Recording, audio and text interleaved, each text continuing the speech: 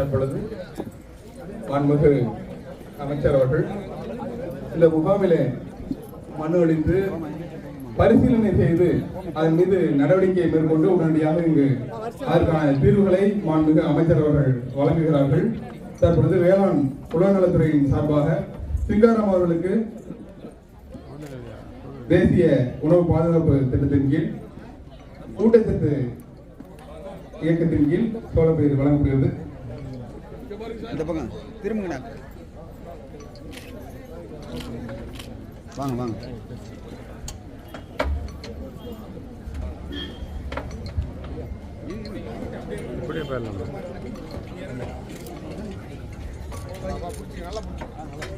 சிங்காரவேல் அவர்களை தொடர்ந்து கோபிநாத் அவர்களுக்கு கலைஞர் அனைத்து கிராம அண்ணா ஒருங்கிணைந்த வேளாண் திட்டத்தின் கீழ் நலத்திட்ட உதவிகள் மாதேஸ்வரி அவர்களுக்கு நிரந்தர கல்பத்தல் அமைப்பதற்கான ஆணை, குமார் அவர்களுக்கு நிழல் கூடம் அமைப்பதற்கான ஆணை வழங்கப்படுகிறது. செல்வம் அவர்களுக்கு சொட்டு நீர் பாசனம் காண்பதற்கு 54,712 ரூபாய்க்கான ஆணை வழங்கப்படுகிறது. தேதீசன் அவர்களுக்கு காளான் வளர்ப்பு கூடம் அமைப்பதற்கான ஆணை வழங்கப்படுகிறது.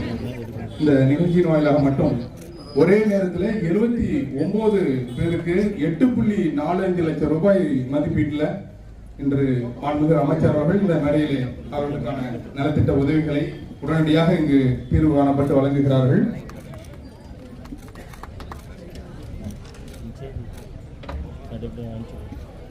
பல்வேறு சான்றிதழ்கள் இங்கு மனு அளித்தவர்களுக்கு புதிய குடும்ப அட்டை கேட்டு மனு அளித்த சுகிதா அவர்களுக்கு இங்கு உடனடியாக புதிய குடும்ப அட்டைக்கான ஸ்மார்ட் கார்டு வழங்கப்படுகிறது. பட்டா மாறுதல் கேட்டு மனு அளித்த மணிகண்டன் அவர்களுக்கும், வனிதா, தேவி பிரியன், சர்வேஷ், பிரபு அவர்களுக்கும் இங்கு பட்டா மாறுதல், பாதி சான்று, நத்தம் பட்டா மாறுதல் ஆகியவற்றுக்கான ஆணைகள் உடனடியாக அந்த மனுக்களை பரிசீலித்து வருவாய்த்துறை மூலமாக மாண்புமிகு அமைச்சர் அவர்கள் தற்பொழுது இங்கே வழங்கிக் கொண்டிருக்கிறார்கள்.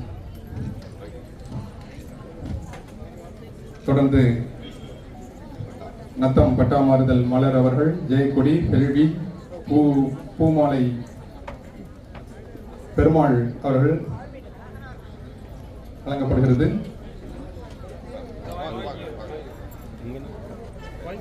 வேளாண் துறை சார்பாக நலத்திட்ட உதவிகள் மற்றும் மாற்றுத்திறனாளிகள் துறை சார்பாக அவர்களுக்கென பிரத்யேகமாக தயாரிக்கப்பட்ட கைபேசியினையும் மாண்புமிகு அமைச்சர் அவர்கள் இங்கு வழங்குகிறார்கள். நன்றி. இந்த முகாமானது தொடர்ந்து மாலை வரை நடைபெறும். அனைவரும் இருந்து உங்களுடைய கோரிக்கைகளை வழங்கி பயன்பெறுமாறு அன்போடு கேட்டுக்கொள்கிறோம். நன்றி.